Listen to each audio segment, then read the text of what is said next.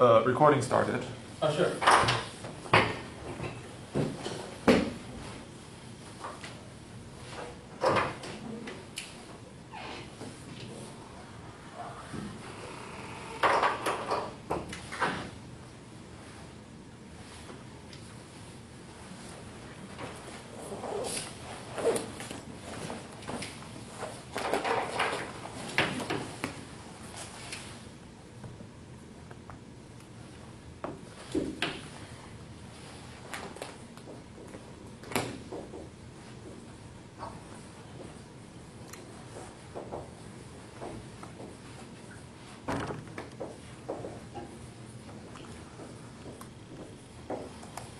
Okay, great, everyone. Thank you for coming back to the lecture 2 of quantum recursive programming.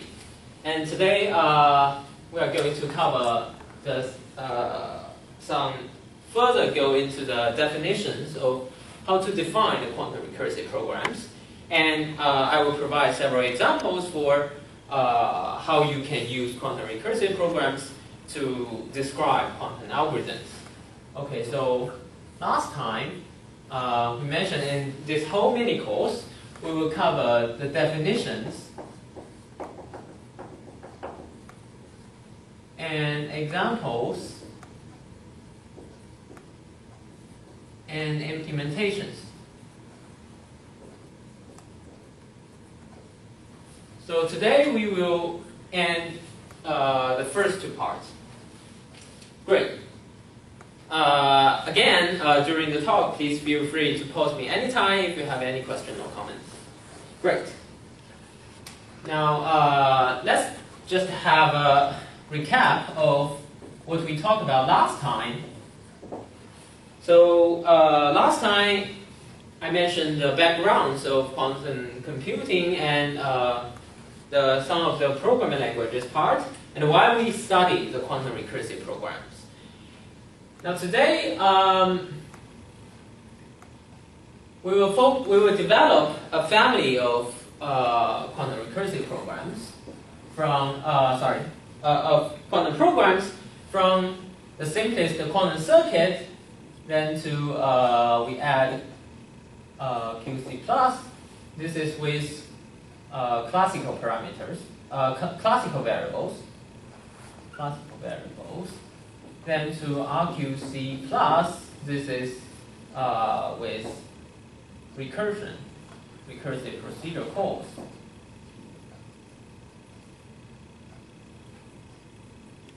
And finally, we will end at a program for describing the most general form of quantum recursion, RQC plus.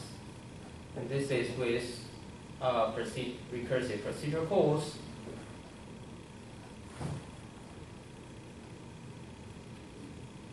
With classical parameters.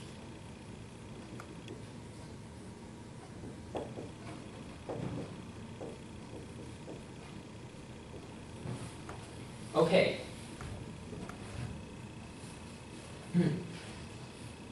So remember, what is quantum recursion? So quantum recursion, as we mentioned last time, it is a combination of two features. Quantum recursion.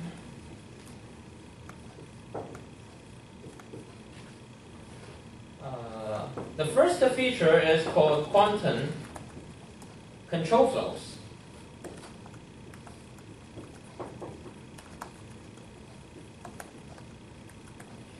And the second feature is called recursive procedure calls.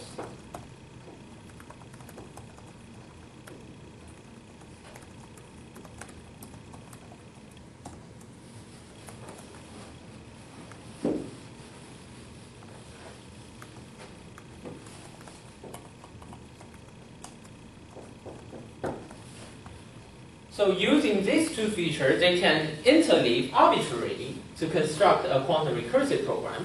So remember, intuitively, what does quantum control flows allow? Last time we talked about the quantum if statement, which have the form Q if. You condition on a qubit. So this is the quantum version of the classical if then else statement. You condition on the qubit when it is in state kit 0, you implement the first program. And when it is in state kit 1, you implement another program. But the qubit can be in the superposition state, so Q can be in some state psi Q alpha 0 plus beta 1. And in this situation, you execute C1 and C2 in superposition. And recursive procedure calls is just like the classical. When you define a procedure P, you can write the P itself here, but with different classical parameters. So, for example, you can define Pn to be some program, and this program contains some Pn minus 1. So you are defining this procedure using itself. Okay. So, as we mentioned last time, I will also compare the programming languages we are going to talk about today, RQC++, with other existing quantum programming languages that supports some part of these features. So I will start with this part, and then we'll going to formally define these family of programming languages. Okay, great. So first I will start with this comparison with existing quantum programming languages.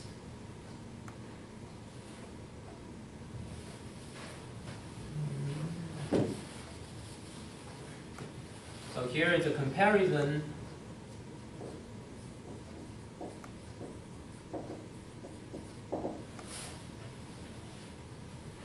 And okay.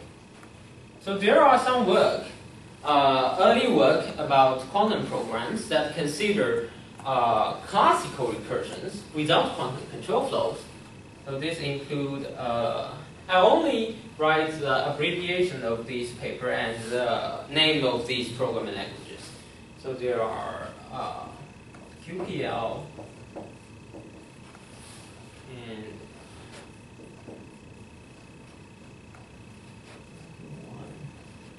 this is called RQPL.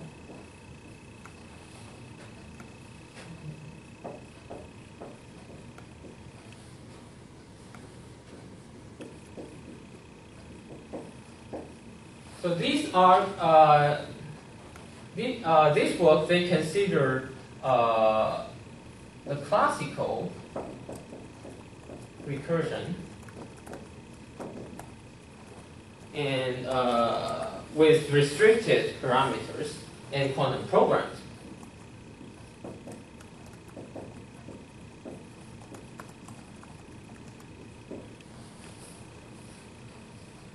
So that means so the classical recursion in quantum program is the second feature we previously mentioned, and there are also work that consider quantum control flows. Actually, there are a lot of works, and so here it could be an incomplete list for that. So there are also work QML.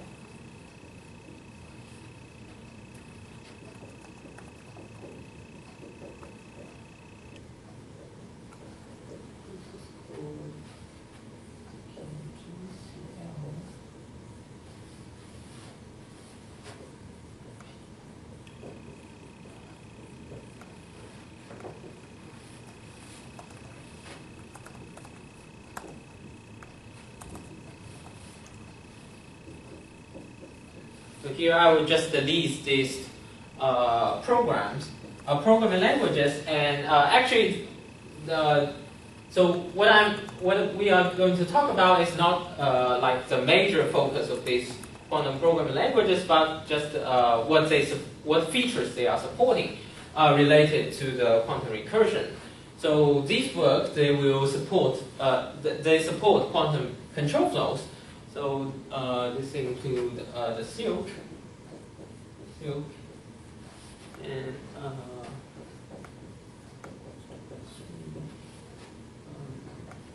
unity.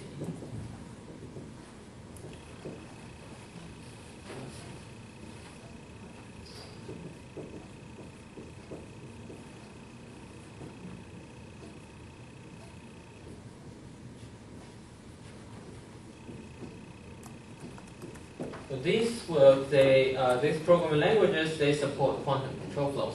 This is the first feature we mentioned. Control flow.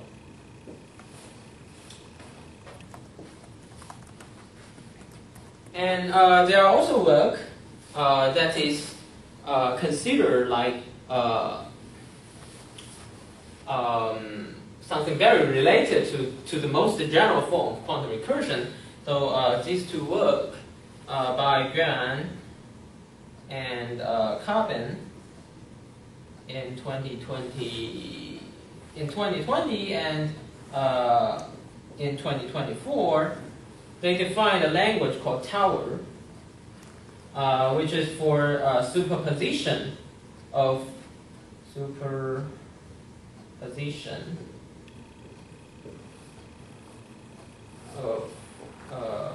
data structures.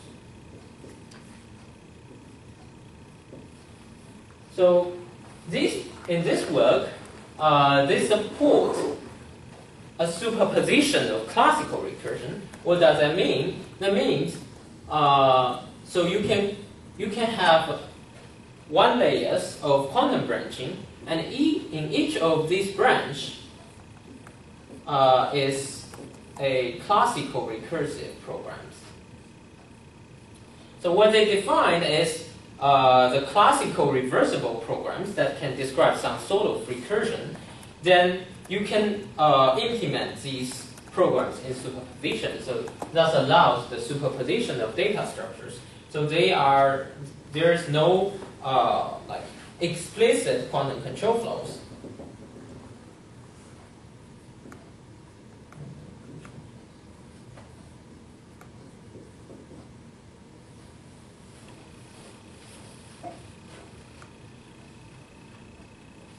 And there are some other works that's these two.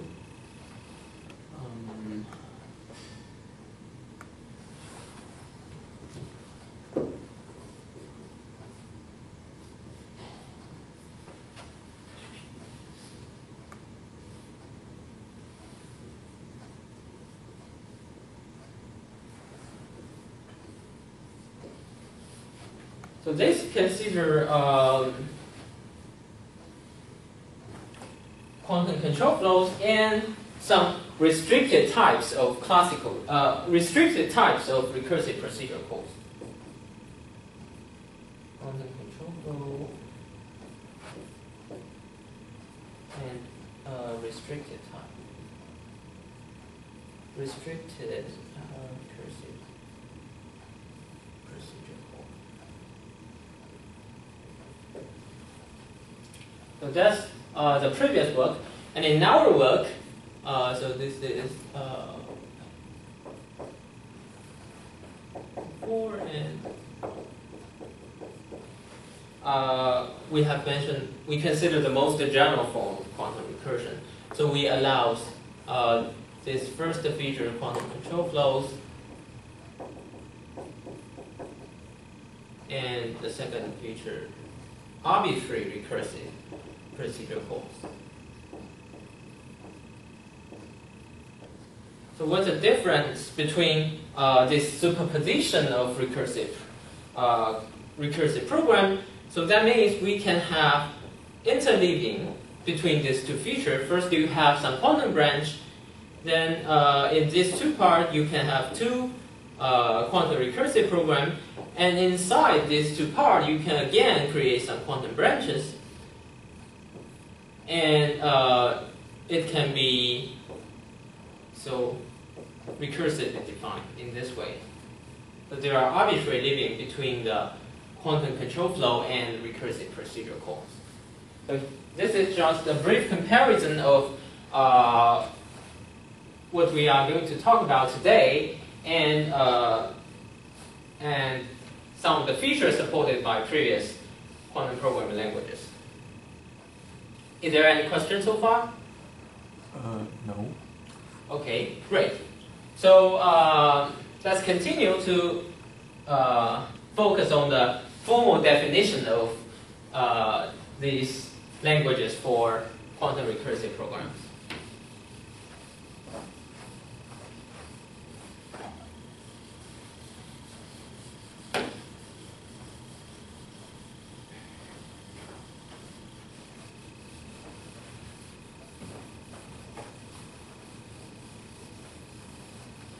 Probably one quick question. Sure. So the difference of the like existing works and like not previous work and your work is like, so how they control the flows. Some of them use like traditional ones, some of them use quantum one, and like the inside calls where some of them are restricted and some of them are like arbitrary.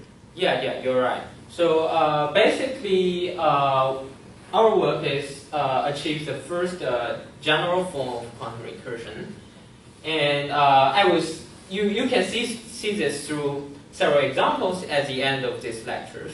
So you can see why this gives you more expressive power when you have these two features together. And their combination is actually, so their interplay is actually intricate and sort of powerful. Great. Thank you. Yeah, sure. Great question.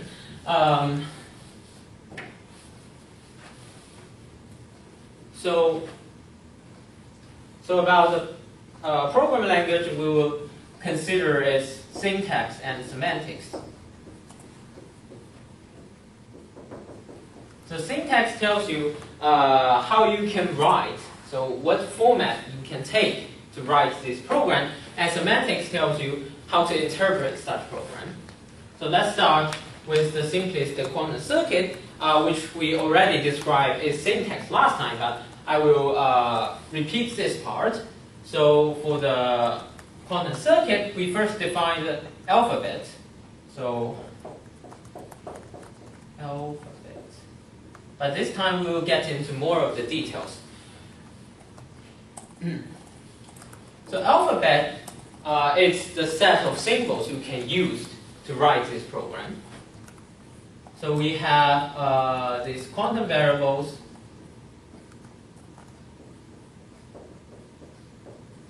So quantum variables, we can further have three types of quantum variables.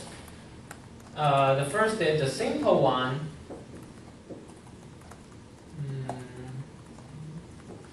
So for simple quantum variable, for example, you can just define the Q or Q1 to be some qubit of type qubit. And we remember we just write the associated Hilbert space. That's the value of these quantum variables can take as its type. So it can be of type H2, where H2 is the Hilbert space of a qubit. So the quantum state of Q1 can be any quantum state in this Hilbert space. So these are simple quantum variables. We can also consider like some other, like H8 or whatever Hilbert space you can consider as simple quantum variable. And we can also compose these simple quantum variables into quantum array variable. So we also have array, and this array provides an easy way to handle a list of quantum variables. So this is just like the classical array in classical programs. And so here, for example, if Q is an array variable, then Q is actually a list of these Q1. So we start the index from 1, but that does not matter. So for example, it can be some Qn. So so these Q1, Q2, Qn, they just give the index of the variable, the simple variables inside this quantum array. And when we talk about the state of this whole quantum array, we actually talk about the state of these simple variables. So so this quantum array, its type will be the tensor product of each Hilbert space corresponding to each of these entry. So its type will be, for example, the tensor product of these H, let's say,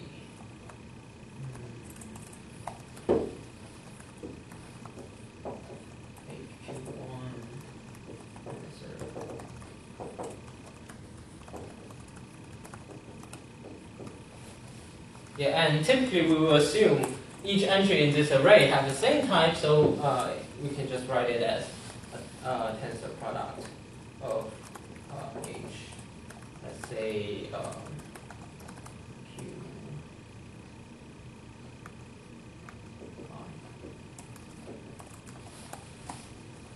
Okay. And we also have subscripted variables. Subscripted quantum variables. So that means given some array variables, Q, we can put some classical variables or classical expression into its index. For example, we can consider Qx plus 7, where here x plus 7 is a classical expression.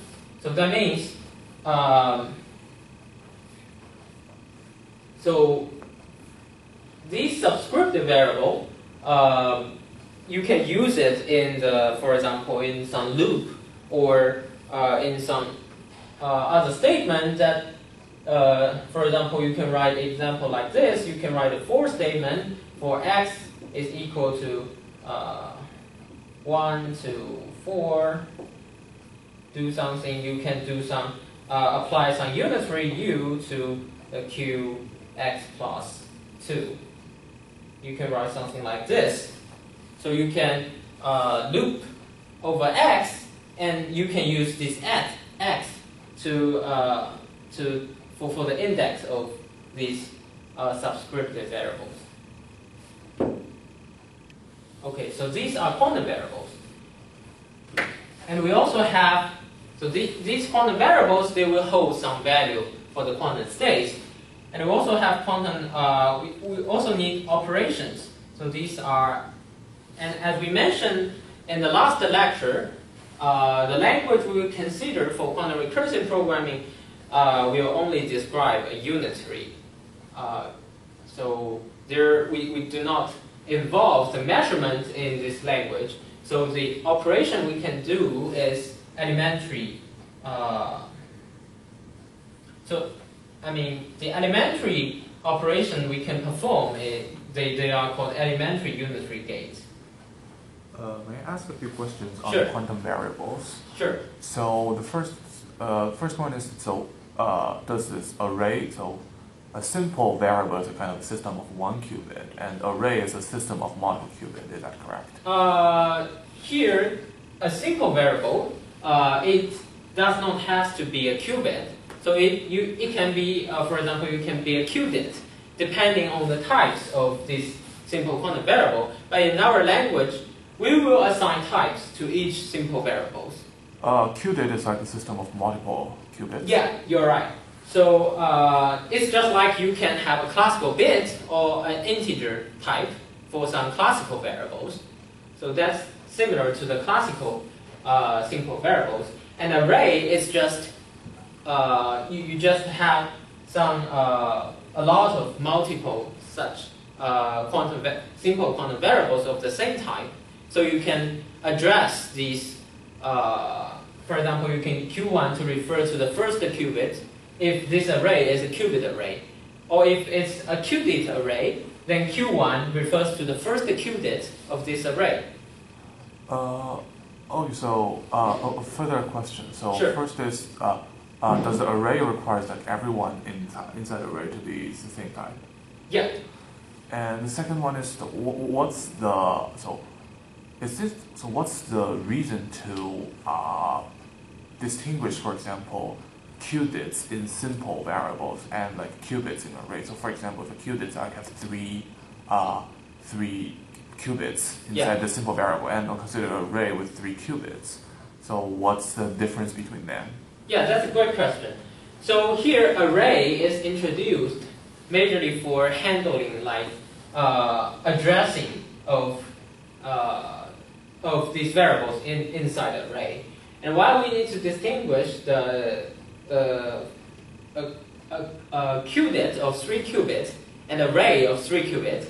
So that depends on the granularity of how you describe the operations on the qubit. So if you consider it as, if you write it as a simple variable, then you might have, for example, your program might provide you some elementary unitaries acting on the whole qubit. Or you might have some more complicated quantum programs. For example, you can write some program that use a for loop to enumerate or enumerate every qubit in this qubit. So they provide different levels of granularity of controlling doing quantum computation in the variables.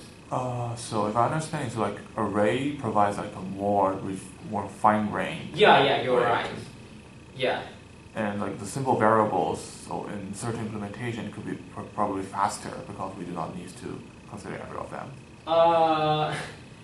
I can't say it might be faster, but it's just the types of specifications. So you have those, so these are like atoms, and you just combine these atoms into a larger part, and the program can describe. So here, n can be something, a parameter. So you can describe for any n if you define a program that has a parameter n. Probably a reverse question. So in this way, given that we have an array, why we are considering like simple variable with qubits? Why we don't use like simple array just as qubits? And for all the multi-qubit system, we use an array to represent them. Yeah, that's a great question. So in classical, we also have like Boolean variables and integer variables. And typically, you can think maybe Boolean variables. If you do perform some operations on Boolean variables, they might be like faster. And that's one aspect of why we have different types for simple variable. Another aspect is we don't know what types we are going to use in future quantum computer. For example, apart from the bit qubits and qubits, you might have other different, more complex types. Like in classical, we can define many data types based on the elementary types of. You can define a lot of more complex types, but this is like beyond the scope of today's talk. And actually, in this direction, there is only, it's still a relative open direction for defining more complicated types of quantum data. Alright, and one last question about the subscripted. Yeah. I think you mentioned in last talk is like, so because the arrays, the qubits in arrays may be entangled with each other. Yeah. So when we describing the status of an array, we should always describe them together. Yeah. Then the usage of a subscript are more likely about like operations on them. Yeah, you're right. So when we use the subscripted variable, it's more about how we perform some operations on these subscripted variables. Yeah, and you always, at least in this language, you always describe the state of the whole, every quantum variables in this program. So you will not see like partial density operators or something. So we always use a pure state. Oh, it's not only so like the whole state of this variable, the whole state of all variables. Yeah, you're right, because they can be entangled. I see. Yeah, because you can have two simple variables, Q1 and Q2, and you can perform a C0 on Q1 and Q2. Oh, yeah, so different quantum variables, they can be entangled. So, and they can be in the large superposition state. I see. Thank you very much. Thank you for your question. Great. So we also have these elementary unitary gates and it is also a part of the alphabet. So we have a set of U consisting of these elementary unitary gates. For example, we can take U to be the universal gate set. For example, whatever you can take, X, Y, Z, H, T, and C naught, and more if you like, or even parameterized elementary unitary gate. Okay, so this is the alphabet. So now we have these symbols. Now we will talk about how to write a. We'll talk about the syntax, and the syntax is about how you can write a program. So, so these are alphabet.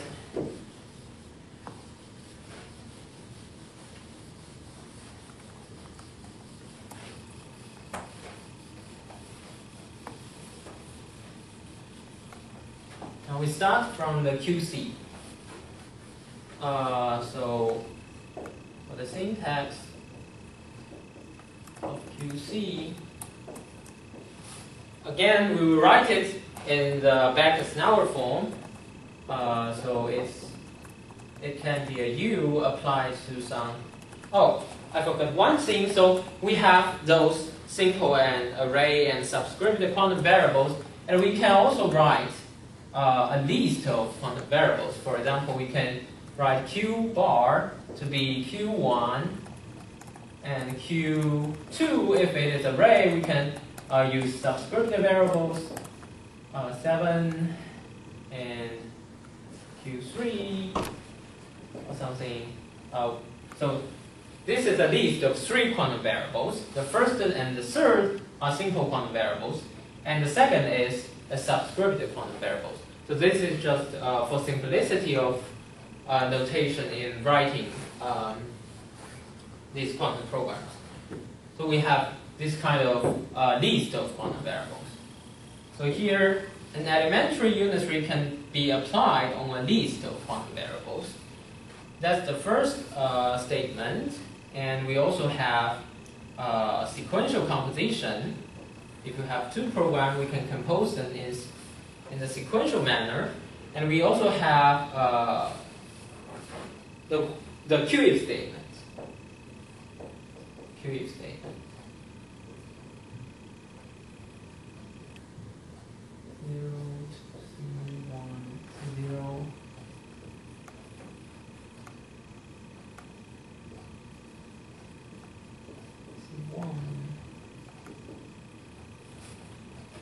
So in this BNF form, each C1, C2, C0, and C1, they also have the form of C. So this is a structural induction on how you can write the syntax. Okay, and here I will give several further comments on this syntax. So first, for U, for this elementary unitary gate, we will also have some type of this elementary unitary gate. For example, X, the Pauli X is of, for example, type H2. That means it can only be applied on the qubit, and C naught is of type H4, so it is a 2-qubit gate. It can be applied on 2 qubits. And when we apply this U to a list of quantum variables, we need the type of U matches the type of the quantum of the list of quantum variables. So that's very natural. And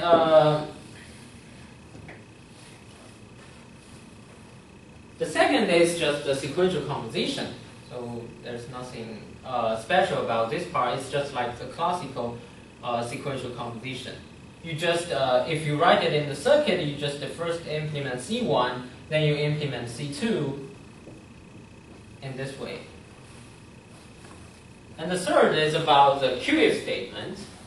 So remember, a QIF statement, I still give the diagram, a diagram to show the intuition of the QIF statement. So the control flow goes when it meets the qubit Q. So Q can be in some state psi Q alpha 0 plus beta 1.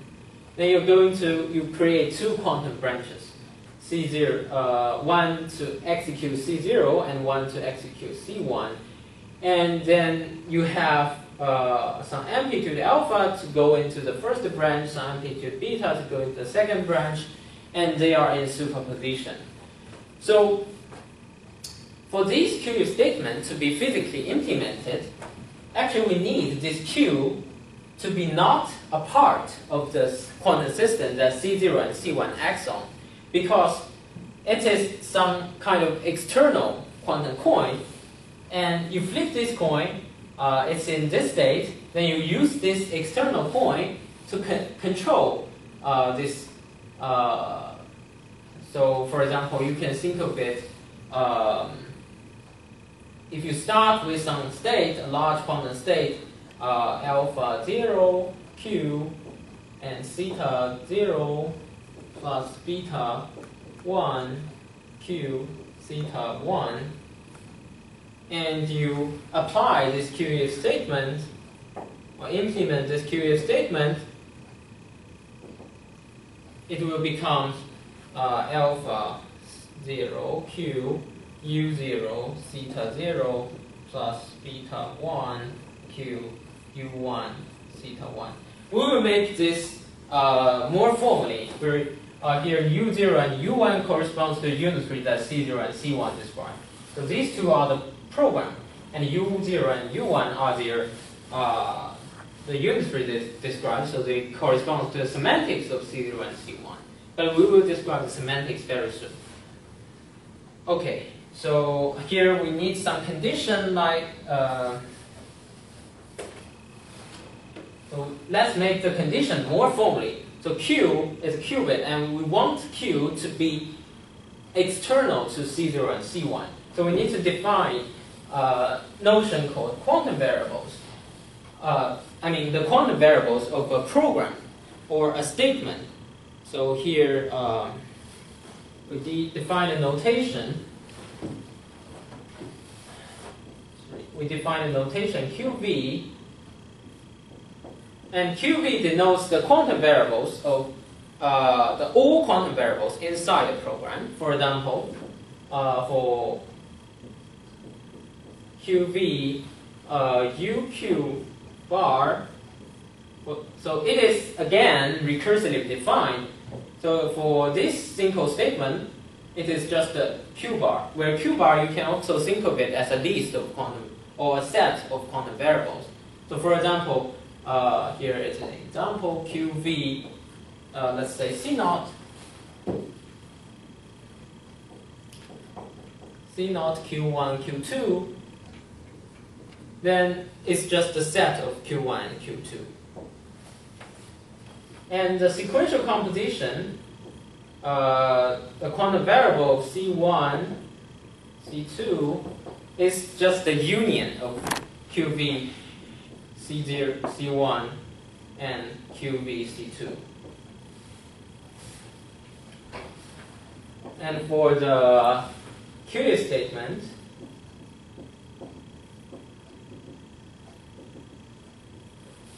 it will become Q, because Q is external, you take the union with QV, C0, QV, C1.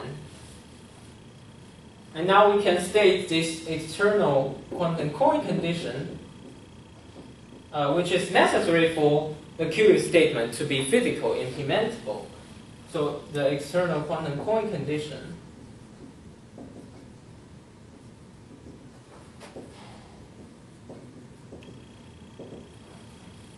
says for every QEF statement, Q is not in QV C0 union with C1.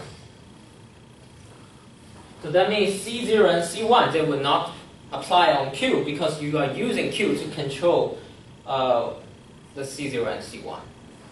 Okay. One quick question here. We know that qubits are not replicable. Yeah. So in this case, does it mean we need some very tricky ways to implement even simple? Can you open the door there? Yeah. Very simple statements, just like so. If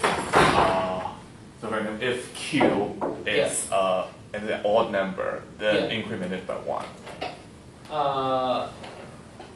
Increment what?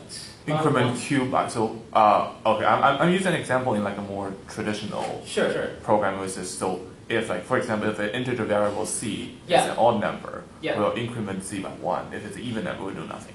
Yeah. Does it mean like it's very tricky to implement something like this in the quantum circuit? Yeah, that's a great question. So, so the question is whether we can do something like if c is odd number, then increment c by 1. So this is the classical. Else, you increment it by 2, right?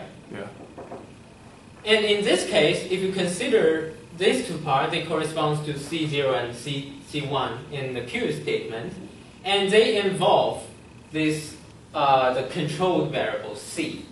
But in the quantum case, if we want this Q statement to be, because if you write out the unitary that corresponds to the Q statement, it will be, say, QF.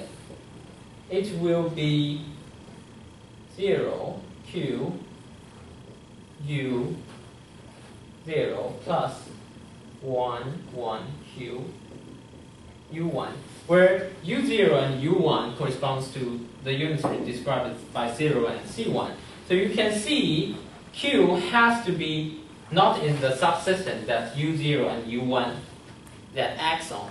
So we cannot like straightforwardly implement such kind of statement in the quantum if statement.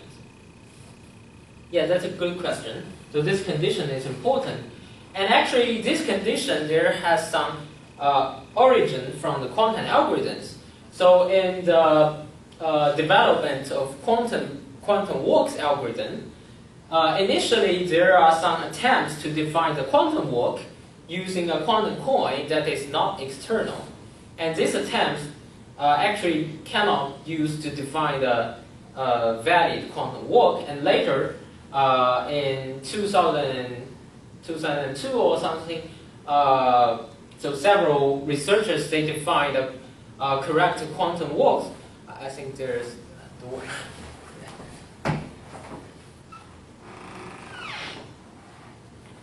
Nobody. Okay, so yeah, and they use the external quantum coin to correctly define the quantum walks.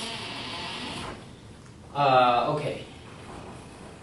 Another question is Sure. like in the conditional program, what if the conditional coin Q is entangled with somebody else? Yeah, you're right. Q, of course, can be entangled with any quantum variables. So we make no restrictions on this one. So in this case, for example, so I remember you said if it's entangled, it cannot be represented like then a state by itself. Sorry? So it's like 0, 0, so like half of 0, 0 plus half of 1, 1. Yeah. In this case, like how does this conditional read this Q? Oh, okay. I will show an example of this. So the question is when Q is entangled with other quantum variables, so how can interpret this statement? Of course, I will describe the more formal semantics of it, but here just for intuition, if Q is entangled, for example, we have some control state, so 0, 0, 0 plus 1, 1, 1, where here is Q1, Q2, Q3, Q1, Q2, Q3. So this is a entangled state, and we are going to use Q2 as this Q, the quantum coin, and control the Q3. So Q1 is some external some other variables that is entangled. So how can we interpret this? So So for example, we write a program Q2, right? If it is 0, then we implement C0. Now let's make it more explicit. We implement some X on Q3. And if it is 1, then we apply the Hadamard gate on Q3. So here, Q1 is just some other quantum variables that is entangled. So what happens when you implement this Q statement on this state? Then it will become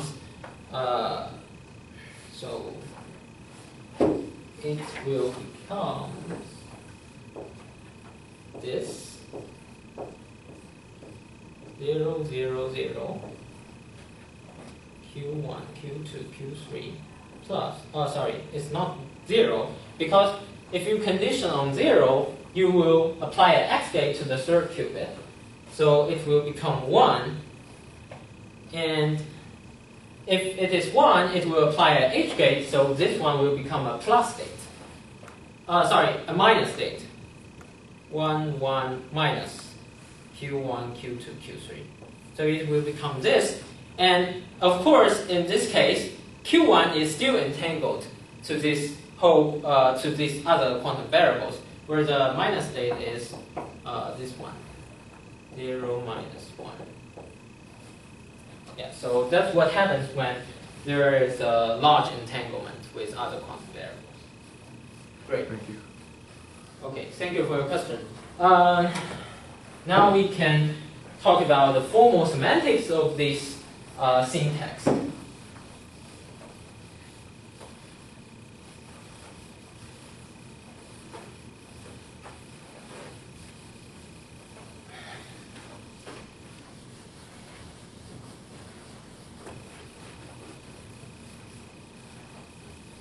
So here we will consider the operational semantics. So here the syntax, and we will consider, let's remove this part.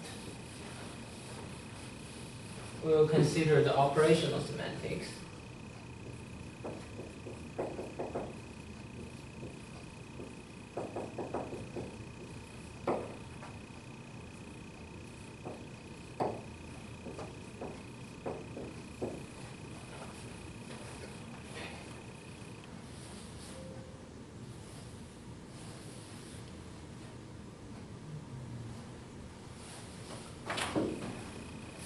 So let's just first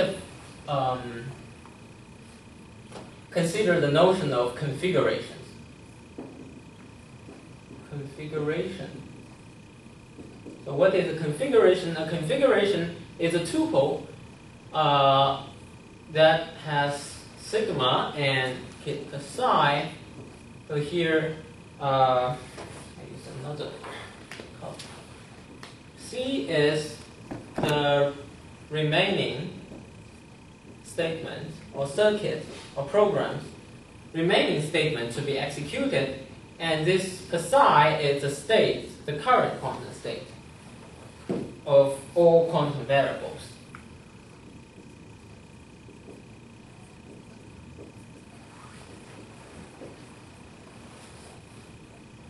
So for example, if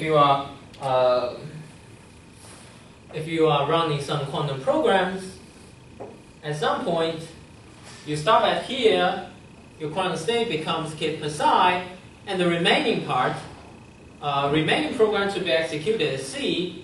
So at this moment, the configuration will be C kit psi. And what is the semantics of a quantum program?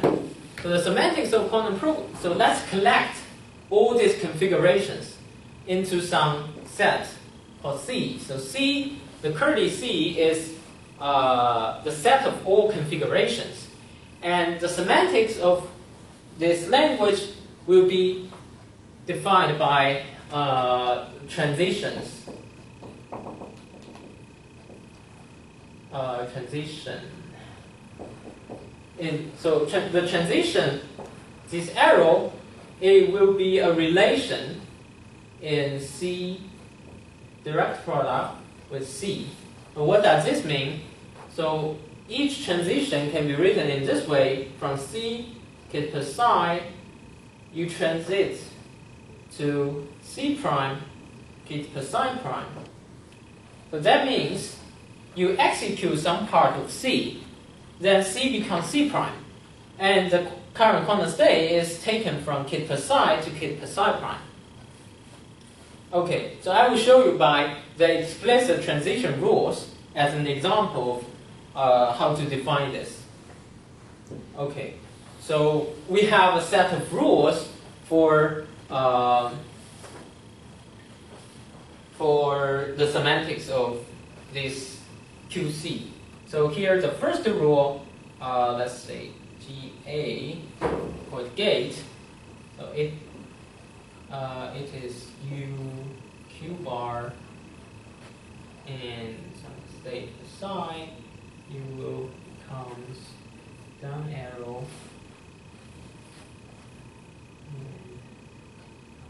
and Q bar is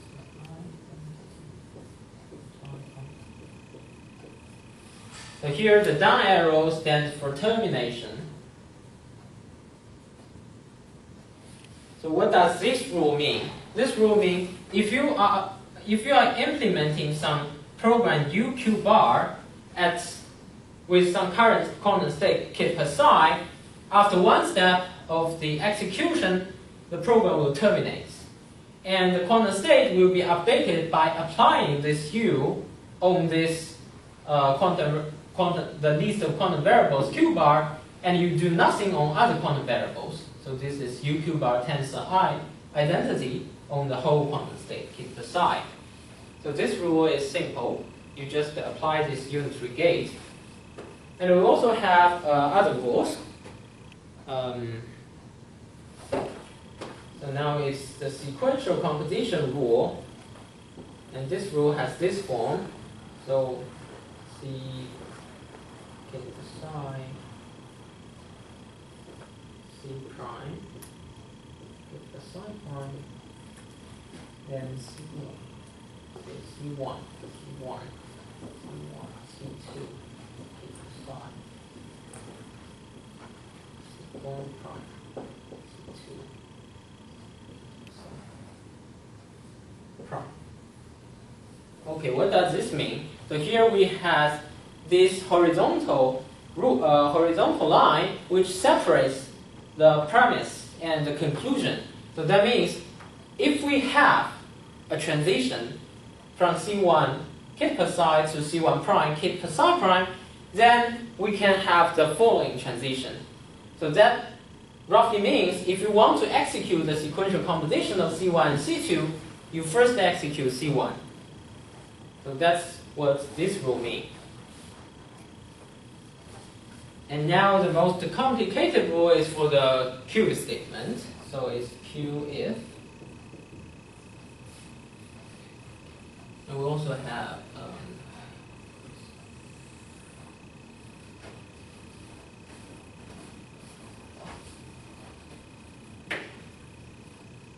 suppose the psi is alpha 0 Q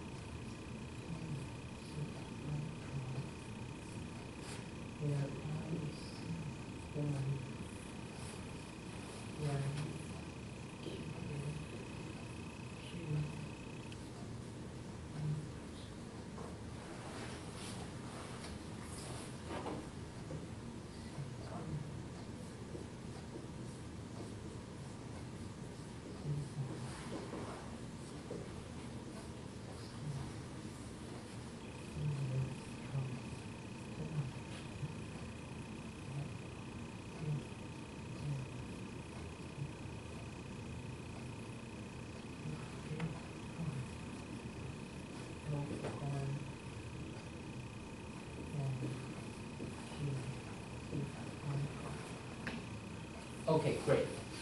So this rule formally defines what we previously showed the intuition for the Q statement. So what does this mean? That means suppose we are starting at some current quantum state, you can expand it in the basis of the quantum coin Q. So you just write it in this form. Suppose it is alpha 0, kit 0, theta 0 plus alpha 1, kit 1, kit theta 1. So you just split, you just expand in the basis of the quantum coin, and you also assuming each of the quantum branch Ci will take the remaining system theta I to termination and end at some quantum state theta I prime. So here this notation is a Kleene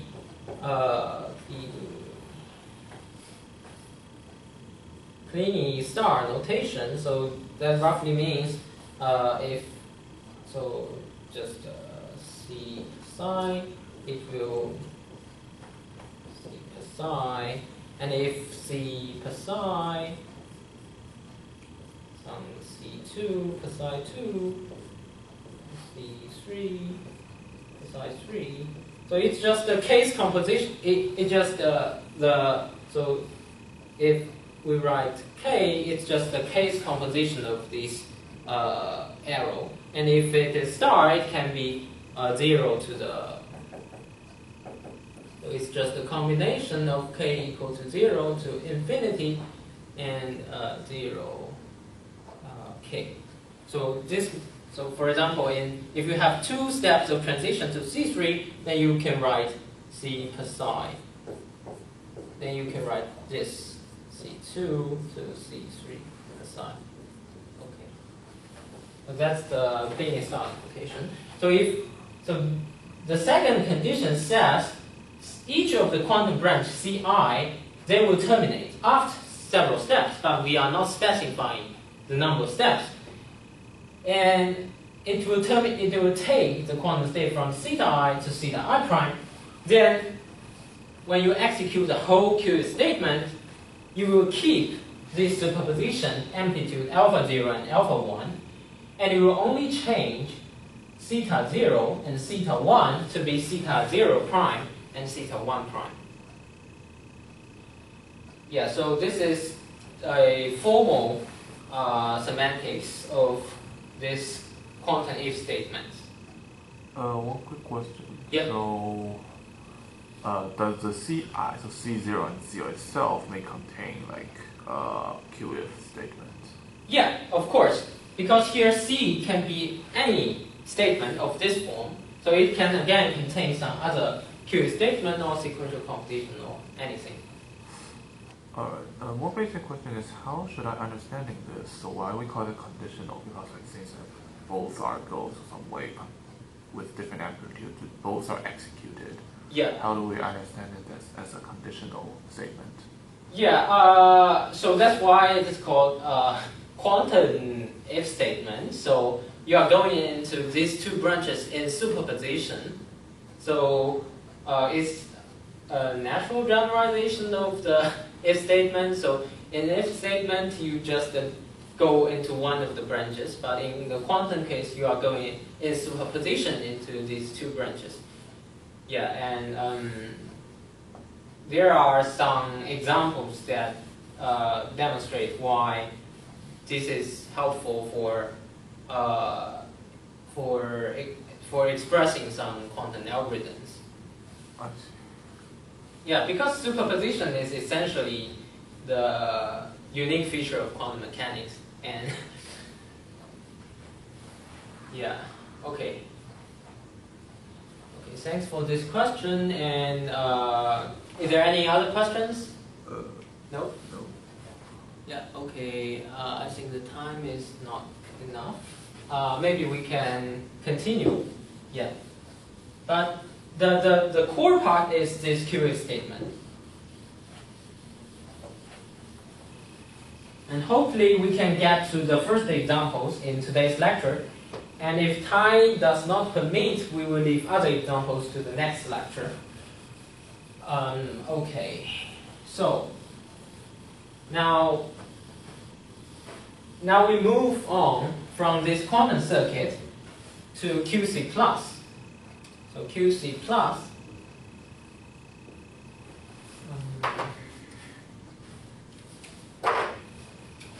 QC plus. So what the plus stands for you are adding some classical variables into the syntax of the QC. So here we have some classical statement for skip and the assignment. The classical if B, then X, C1 else C2.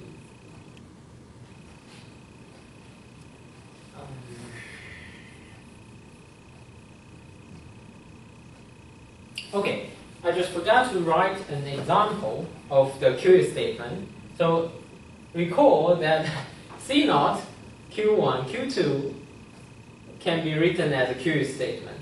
So you can condition on Q1, 0. Oh, okay. Probably I have written this example in last lecture. You can write it in the QA form. So you are doing nothing. Here we can just write it as skip. So skip means doing nothing, and 1 to flip the second qubit. Second qubit is Q2, and so that you can write C0 in this form.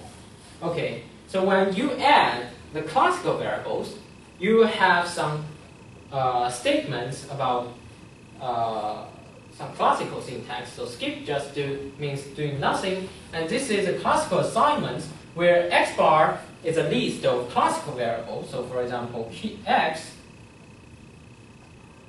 bar can be X1, X3, X7, something like this.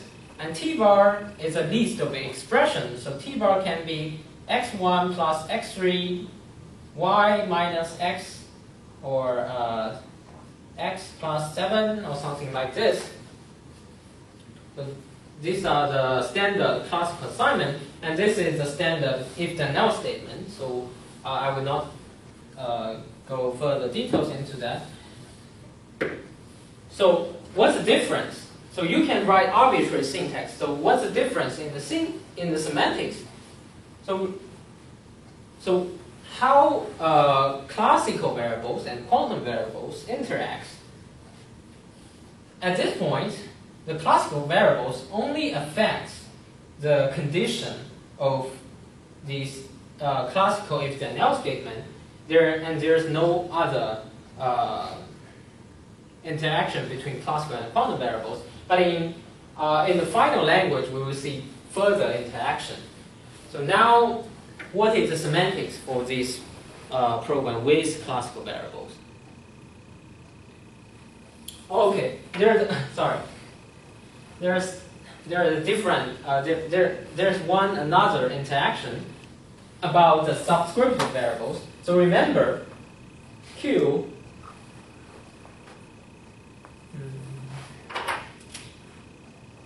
Remember, we can write subscriptive variables, X plus 7, something like this. So here, now this subscription becomes meaningful when you have classical variables. So X can take different values. It can be 1 or 2, and this subscriptive variable will refer to different quantum variables. And and here we have some extra notation. We will change the configuration. So now we need to include the classical state. So here, let's use sigma to denote the current classical state, and psi again to denote the current quantum state. And it's in C. So here, this is a classical state, and this is again the quantum state. Now, what's the difference? Or what's more about when you introduce the classical variables at this point, actually, we don't have too much difference. So we have those rules, but now we need to consider the classical variables. So for example, we have these. Let's just use the blue pen. For example, the skip rule. This is simple. You just do nothing. Sigma keep aside. You just do nothing. Sigma aside. And you also have the gate rule. Gate rule is U Q bar. Sigma aside. Since this unitary gate does not affect the classical state, so sigma is the same, but we need to change the quantum state. But here there's a caveat, because Q bar can be subscriptive variables. So what this U actually be applied on depends on the classical state. So here I will just first write it down, then explain it. So we write sigma Q bar tensor I plus I. So what does this mean? Let's give an example. So for example, if you want to write X gate, apply on some Q Y, you want to do some this gate. And here the sigma, we assume sigma assigns Y to be 2. So what this transition actually does is you apply X on the qubits Q2. Identity on keep aside. Right? So what this gate actually acts on depends on the classical state. So that's why we need to be concerned about the classical state. So that's what roughly sigma Q bar denotes. But we probably don't have time to make all this formal.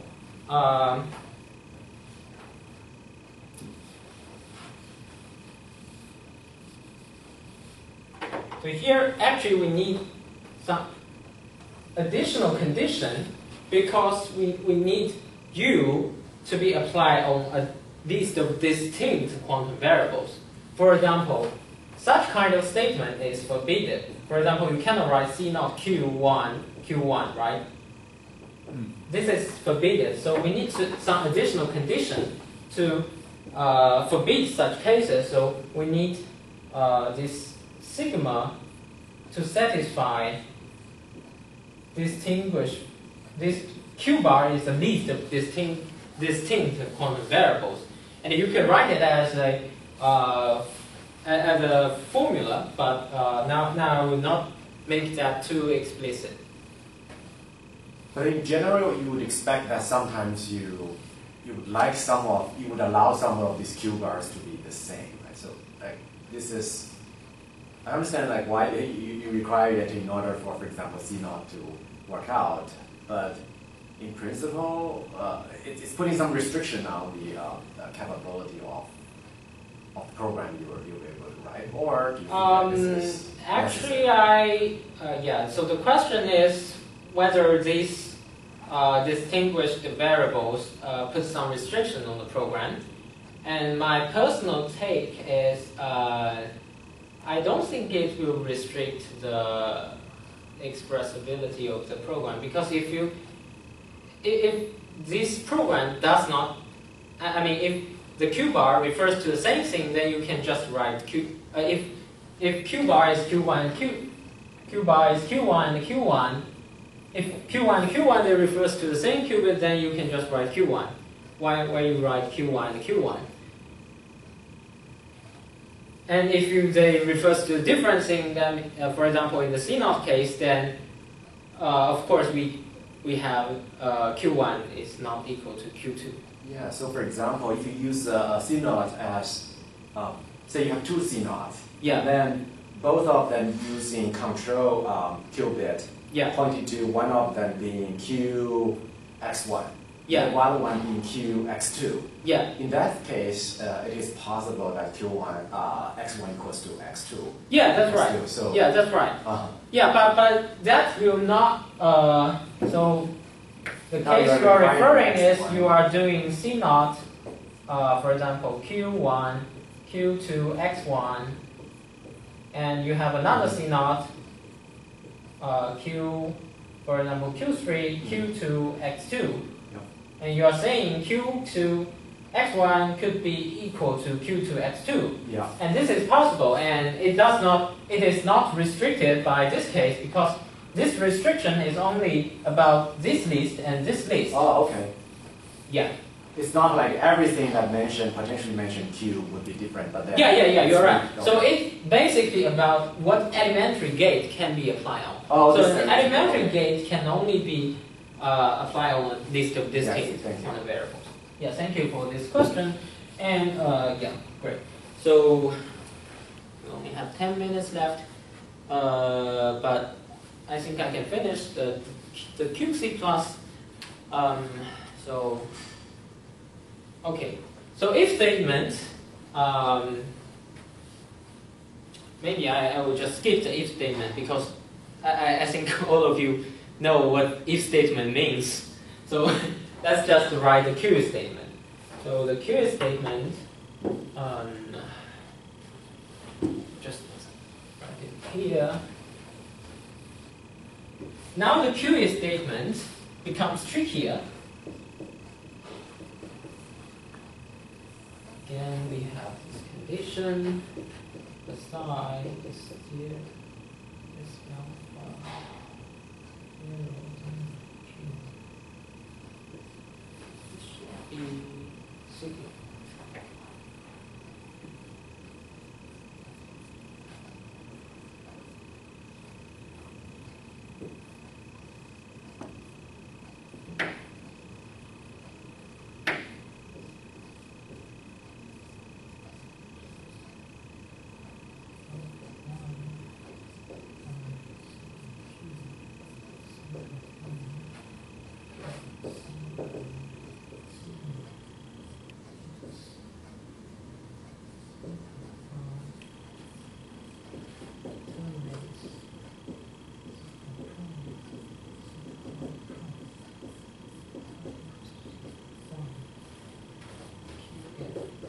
I'll just simplify.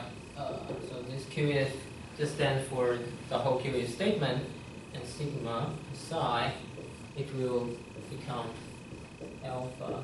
Sorry, we also have this sigma prime, and alpha 0, 0, Q sigma 0 prime plus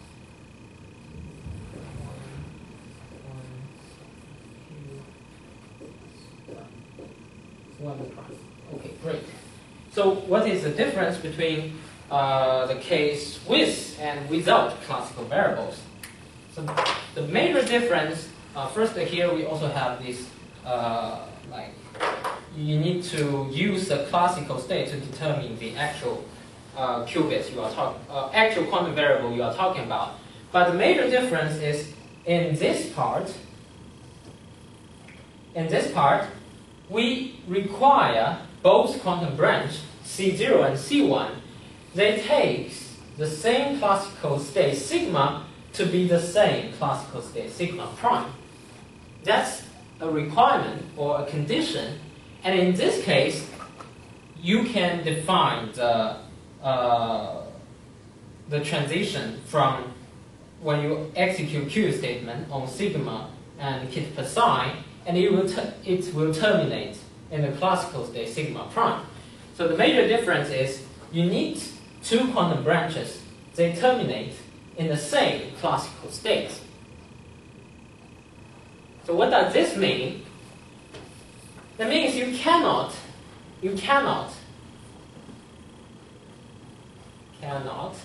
consider this case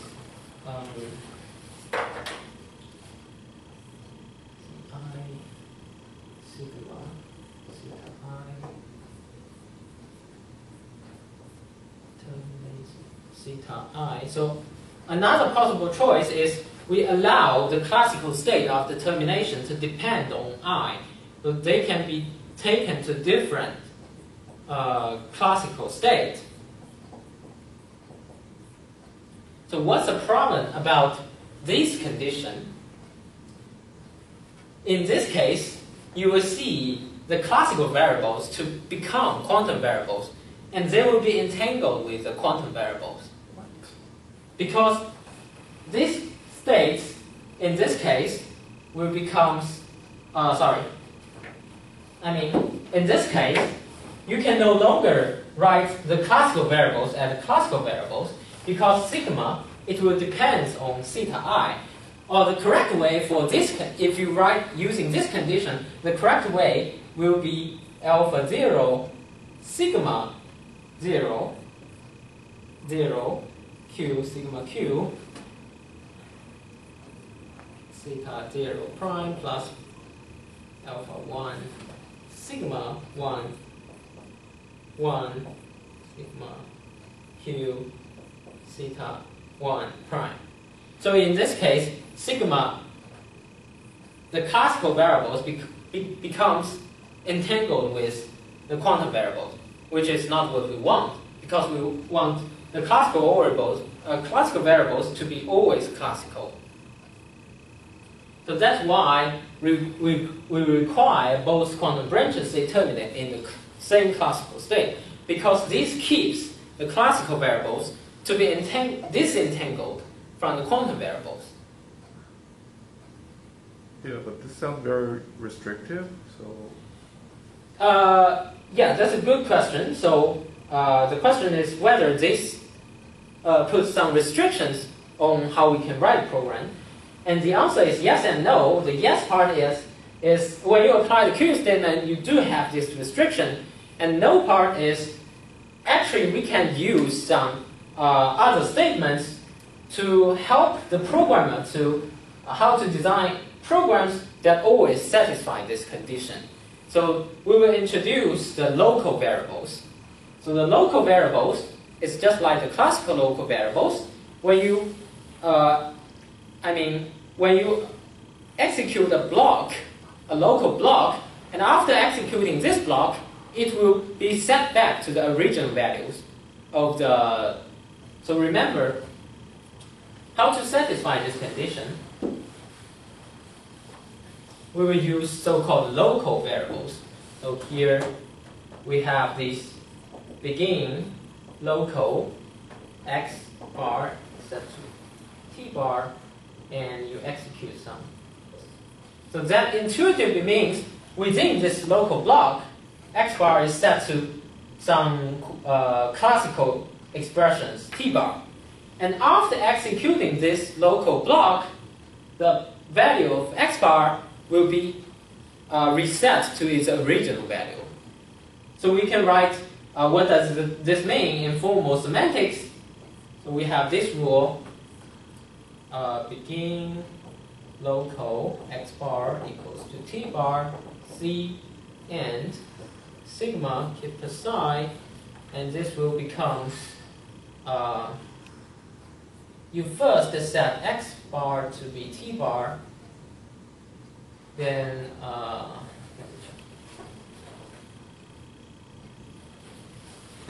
you execute C, then you set the original value of x bar to be t.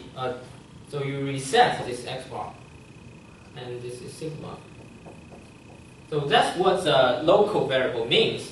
After executing this block, you will reset the x bar to their original value. So when a programmer writes some quantum recursive program, or in this case just writing QE statements, you can use this local block statement to promise that sigma always stays in the same classical state. Because you can, when you write QF, you create two quantum branches. You can use a local block statement in each of the branch.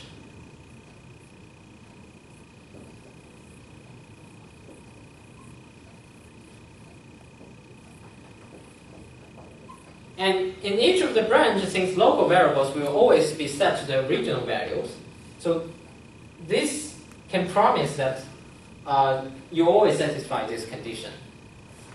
Yeah. And this requirement is, I would say, it is inevitable, because if you want to separate the classical and the quantum variables, you have to keep classical variables to be classical always, right? You cannot, otherwise, why you distinguish the classical and the quantum variables? So that's the reason why we have this condition. Okay, great. So probably I should wrap up now. So I will leave the. So today we talk about how to define QC, QC plus, and we have not introduced the procedure calls, which is necessary for the recursion. So today we are here. We have already included the classical variables, and we already see how classical variables might affect the semantics of the quantum if statement. And next time we will continue to introduce the recursive procedure calls. And this one is recursive procedure calls with classical parameters. And once you have recursive procedure calls, you will have the quantum recursion, because we already have the quantum control flows. And I think I will also put the examples to the next time. Okay, great. So that's today's lecture. Thanks everyone for attending. Is there any question or comments? One quick question. Does the classical if statement, so the one in the second row, follows this, so eventually the classical state should be also the same for different branches?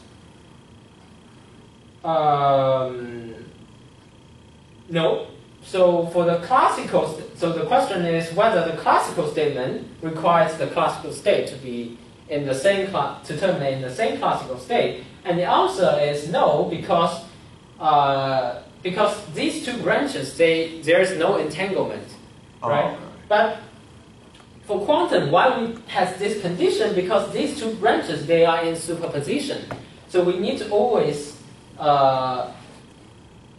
keep the classical variables to be disentangled from quantum variables. But for the if statement, we don't have such requirements. It will only go into one of the branch, so there's no need to worry. Yes. Okay. Thank you for your question. Great. Okay.